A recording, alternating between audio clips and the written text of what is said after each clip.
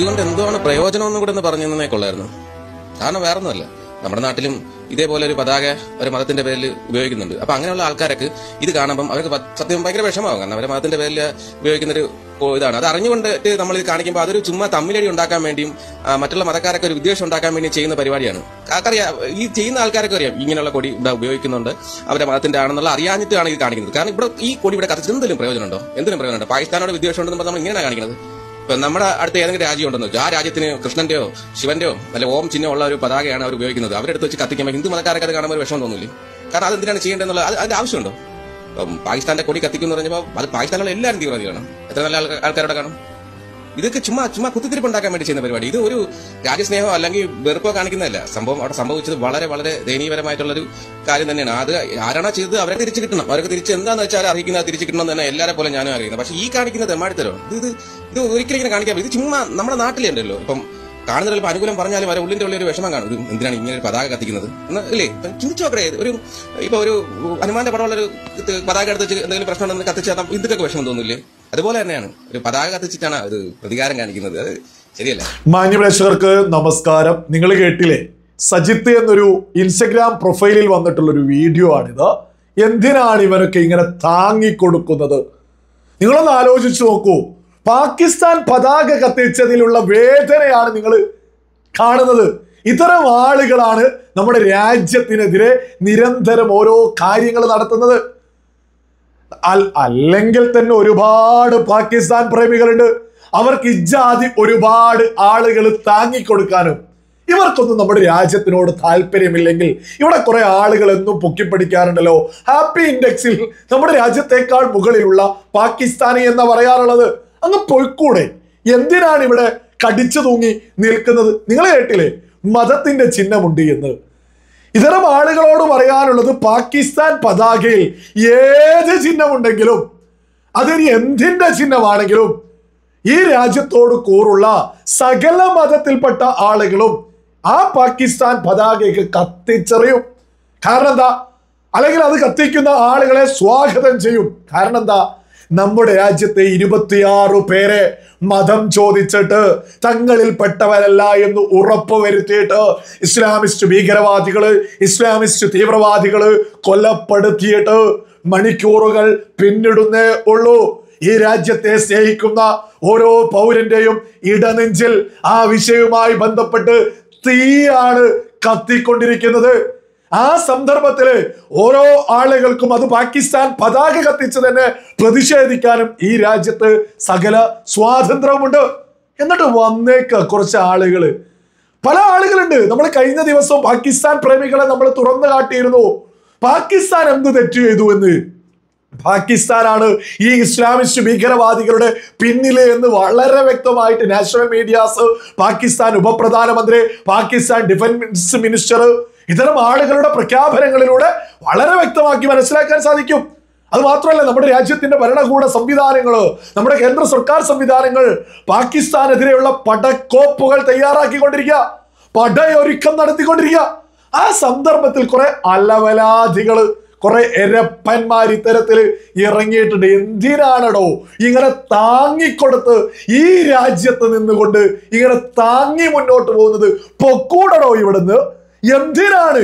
ഇത് ആരെയാണ് നിങ്ങൾ? ഇത്തരം ആളുകളാണ് നമ്മുടെ രാജ്യത്ത് ഒരുപാട് തീവ്ര ചിന്താഗതിക്കാർക്ക് ഇങ്ങനെ വളം വെച്ച് കൊടുക്കുന്ന ആളുകള്. വല്ലാത്തൊരു അവസ്ഥ തന്നെ. ഈ രാജ്യം വലിയൊരു പ്രതിസന്ധിയിൽ, രാജ്യം വലിയൊരു ഭീകരാക്രമണം ഞെട്ടലോട് കൂടിയിട്ട് കേട്ടു നിൽക്കുന്ന സമയത്ത് അതിന് നേതൃത്വം കൊടുക്കുന്ന രാജ്യത്തെ ഒരു ഉളുപ്പുമില്ലാതെ കുറെ അലവലാദികൾ രംഗത്തെത്തിയിട്ട് ഇങ്ങനെ പിന്തുണയ്ക്കുക. ഇത് മാത്രമല്ല, മറ്റൊരു വാർത്തയും വന്നിട്ടുണ്ട്. ഈ പാകിസ്ഥാൻ മായ നമ്മുടെ കേരളത്തിലായി ഇങ്ങനെ ഇത്തരം പല രീതിയിൽ പല വേർഷനുകളാണ് പാകിസ്ഥാൻ പ്രേമവുമായിട്ട് നമ്മൾ ഇങ്ങനെ കണ്ടുകൊണ്ടിരിക്കുന്നത്. മറ്റൊരു വാർത്തയുണ്ട്. കൊയിലാണ്ടി സ്വദേശിയായിട്ടുള്ള ഒരു ഹംസ എന്ന് പറഞ്ഞിട്ടുള്ള ഒരു വ്യക്തി ഇപ്പൊ പിൻവലിച്ചു എന്ന ഒരു വാർത്ത വന്നിരിക്കും. ഇപ്പൊ ലേറ്റസ്റ്റ് ആയിട്ട് വന്നിട്ടുള്ളതാ. പാക് പൗരത്വമുള്ളവർ രാജ്യം വിടണമെന്ന നോട്ടീസ് പിൻവലിക്കാൻ പോലീസ് തീരുമാനം. ഉന്നത നിർദ്ദേശത്തെ തുടർന്ന് ഹംസ എന്ന് പറഞ്ഞിട്ടുള്ള ഒരു വ്യക്തിയാ 1965 നമ്മുടെ രാജ്യത്ത് നിന്ന് കറാച്ചിയിലേക്ക് ബിസിനസ് ചായക്കച്ചവടം നടത്താൻ പോയി എന്നാണ് പറയപ്പെടുന്നത്. അപ്പൊ അവിടേക്ക് 1965 പോയതിനു ശേഷം 2007 തിരിച്ചെത്തി. അതിനിടക്ക് പലതവണ രാജ്യത്ത് വന്ന് തിരിച്ചുപോയി. പാകിസ്ഥാൻ പാസ്പോർട്ട് ഉൾപ്പെടേണ്ട പാകിസ്ഥാൻ പൗരനാണ്, എന്നാൽ നമ്മുടെ രാജ്യത്ത് ജനിച്ചു എന്നാണ് പറയുന്നത്. ഇതുമായി ബന്ധപ്പെട്ട് വലിയ രീതിയിൽ ഇരവാദങ്ങൾ ഉയരുന്നുണ്ട്. ഞാൻ എൻ്റെ ജീവിതത്തിൽ ആദ്യമായിട്ടാണ് ആ ഒരു വ്യക്തിയെ കാണുന്നത്. വ്യക്തിപരമായിട്ട് യാതൊരു പ്രശ്നവും അദ്ദേഹത്തോടില്ല. ഇനി അദ്ദേഹം എങ്ങനെയാണ് എന്നുള്ളത് പോലും നമുക്ക് യാതൊരു തരത്തിലും അറിയാനും സാധിച്ചിട്ടില്ല ഈ ഒരു സമയം വരെ.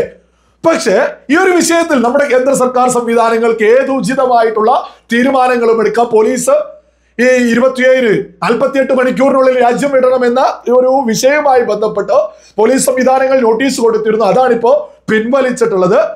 നമ്മൾ വ്യക്തമായിട്ട് കാണുകയും ചെയ്യുന്നു, പോലീസ് പിൻവലിക്കുന്നു.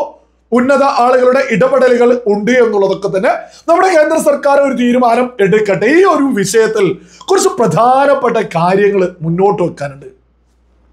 സൗദി അറേബ്യ, അതേപോലെ തന്നെ ഗൾഫ് രാജ്യങ്ങളിൽ ഇതേപോലെ ഈ ഒരു വയസ്സാണെങ്കിലും ആ രാജ്യത്തിന്റെ ഭരണകൂടം നാളെ നേരം വെളുക്കുന്നതിന് മുമ്പ് രാജ്യം വിടണം എന്നൊരു പ്രഖ്യാപനം നടന്നാൽ നമ്മൾ പ്രത്യേകം മനസ്സിലാക്കണം, ആ രാജ്യത്തെ ഓരോ പൗരൻ പോലും പിന്തുണച്ചുകൊണ്ട്, രാജ്യം വിടാൻ പറഞ്ഞിട്ടുള്ള വ്യക്തിയെ പിന്തുണച്ചുകൊണ്ട് ഒരു ജനങ്ങൾ ഇറങ്ങൂല.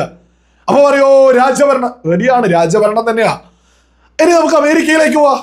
അമേരിക്കയിലേക്ക് അനധികൃതമായിട്ട് വന്നിട്ടുള്ള ഒരു ജനാധിപത്യ രാജ്യമാണല്ലോ അമേരിക്ക. അമേരിക്കയിലും കൈവിലങ്ങ് വെച്ച് നാട് കടത്തും എന്ന് പറഞ്ഞിട്ട് അവിടെ പ്രതിഷേധങ്ങളില്ല. അവിടെ അതിനെ താങ്ങാൻ ആളില്ല.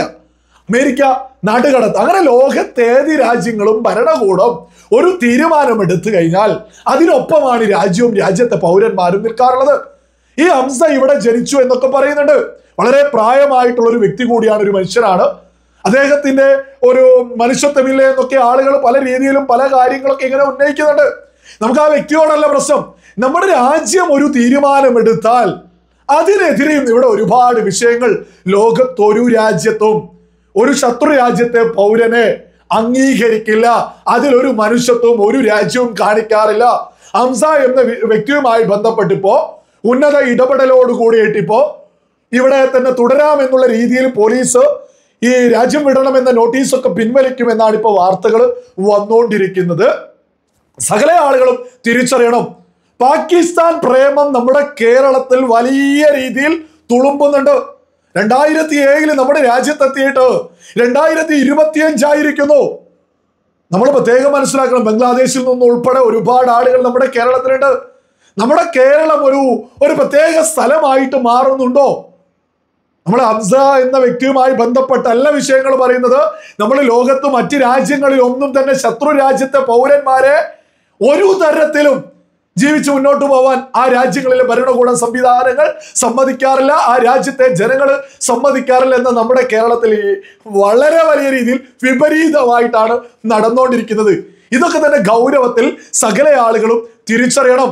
ഈ കൊയിലാണ്ടി സ്വദേശിയായിട്ടുള്ള ഹംസ വലിയ പ്രായമുണ്ട്, വലിയ ബുദ്ധിമുട്ടുകളൊക്കെ അദ്ദേഹം മാധ്യമങ്ങളിലൂടെ പറയുന്നുണ്ട്. രാജ്യത്തോട് കൂറുള്ള ഒരു വ്യക്തിക്ക് നമ്മുടെ രാജ്യത്തെ ഭരണകൂട സംവിധാനങ്ങൾക്ക് ഒപ്പമേ നിൽക്കാൻ സാധിക്കൂ. കാരണം നമ്മുടെ രാജ്യത്തിന്റെ സുരക്ഷയാണ് രാജ്യത്തിന്റെ ഭരണകൂട സംവിധാനങ്ങൾ ഉയർത്തിപ്പിടിക്കുന്നത്. അവരെന്ത് തീരുമാനമെടുത്താലും അതിനോട് യോജിക്കുന്നുമുണ്ട്, അതിലൊരു തർക്കവുമില്ല. ഇതൊക്കെ ഹാപ്പി ഇൻഡെക്സിൽ, നമ്മുടെ ഹാപ്പി ഇൻഡെക്സ് ഉണ്ടല്ലോ, പാകിസ്ഥാനാണ് ഇന്ത്യയേക്കാൾ മുന്നിൽ എന്ന് പറയുന്ന സകല അലവലാധികളും കേൾക്കുന്നില്ലേ? പാകിസ്ഥാനിലോട്ട് പോയിക്കോളാൻ പറയുമ്പോൾ ഇടനെഞ്ച് പൊട്ടിക്കൊണ്ട് ഓരോ ആളുകൾ പറയാ ഞങ്ങൾ ഇവിടെ തന്നെ നിന്നോളാം എന്നുള്ളത്.